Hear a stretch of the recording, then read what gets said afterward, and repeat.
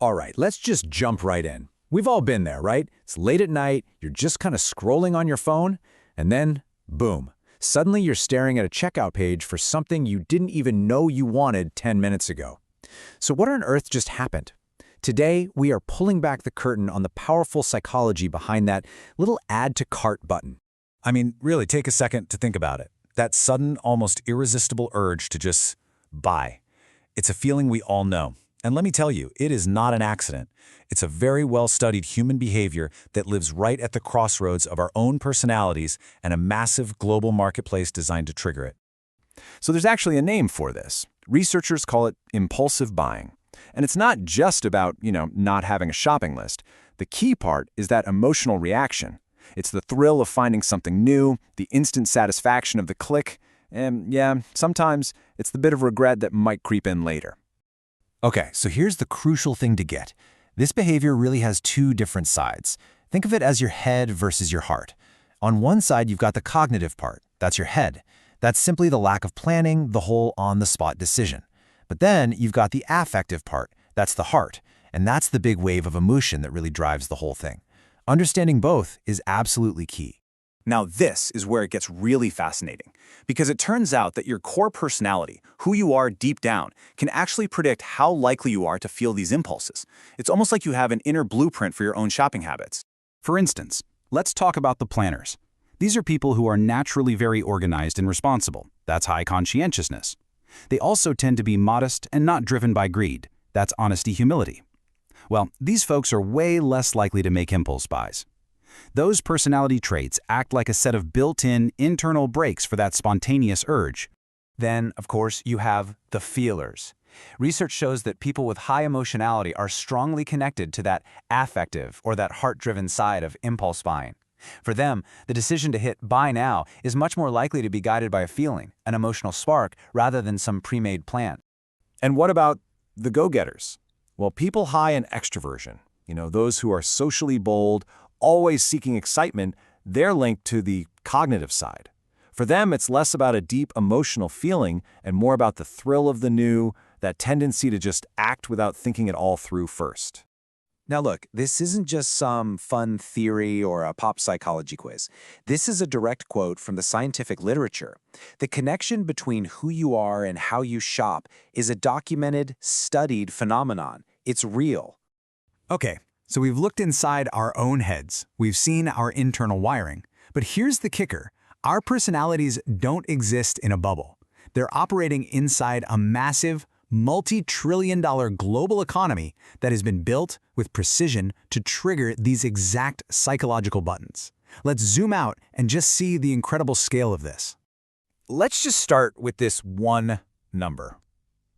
$2 trillion. That's the estimated size of the global social commerce market for 2025. I mean, to put that in perspective, that's bigger than the entire economy of countries like Canada or Australia. It is a mind-boggling figure that shows just how huge this new shopping world has become. And who's in this arena? 5.2 billion people. That's how many of us are on social media worldwide, and every single one is a potential shopper. That number is so vast, it's hard to even picture. It's more than the entire population of the planet back in 1990. And this just drives the point home. That 5.2 billion, it represents nearly 2/3 of the entire global population. This tells you social media isn't some niche hobby anymore. It's where the world gathers. And now, it's where the world shops. So, the huge question is, how did this even happen? How do these platforms get so good at turning a casual scroll through your feed into a finished purchase? Let's break down the mechanics. First off, we have to get our heads around this new kind of behavior called ambient shopping. This is when you buy something while you're actually doing something else. You're watching videos, you're chatting with friends, you're just killing time. You're not trying to shop, but shopping happens anyway, and it's totally mainstream. A massive 69% of shoppers say they've done it. So what is it that actually pushes us over the edge to make one of these ambient purchases? Well, if you look at the data, it's all about trust and timing. The two biggest drivers are basically neck and neck. Customer reviews at 62% and discounts right behind at 61%. This just shows the incredible power of social proof. We trust other people, And, of course, a good deal. But look down the list: brand posts, user-generated content. It's a whole ecosystem of influence. And this shows us exactly who's at the heart of this trend. The biggest group of social commerce buyers in the US is that 25 to 34 age range. They make up over 23% of the market.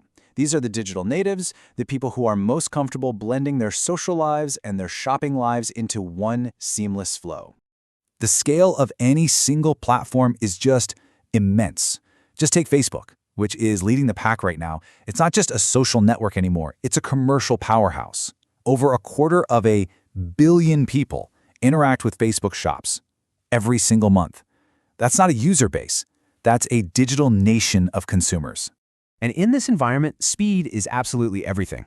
A product can go from being completely unknown to totally sold out in a matter of hours. In fact, more than a third of shoppers admit they bought something in the last year simply because they saw it go viral. That's the power of urgency in action. So, let's bring these two huge worlds together. On one side, we've got our internal personality blueprint, whether we're a planner, a feeler, or a go-getter. And on the other side, we have this gigantic digital marketplace that is expertly designed not just to find us, but to trigger our specific pre-existing impulses. And this creates what we could call the modern shopping loop. But I think the key idea here is the impulse intersection. Think of it like this. Your personality is the blueprint. The digital world is the playground that has been built specifically for that blueprint. And that intersection? It's that perfect split-second moment where your unique psychology, your need for excitement, your current mood, is met with a perfectly tailored ad, a glowing review, or a viral trend. It's not random. It's a system. Which leaves us all with a final and pretty important question to think about. When the marketplace might know your psychological blueprint even better than you do, and it's designed to meet you at your most impulsive moment, what does being a smart, conscious consumer actually look like today?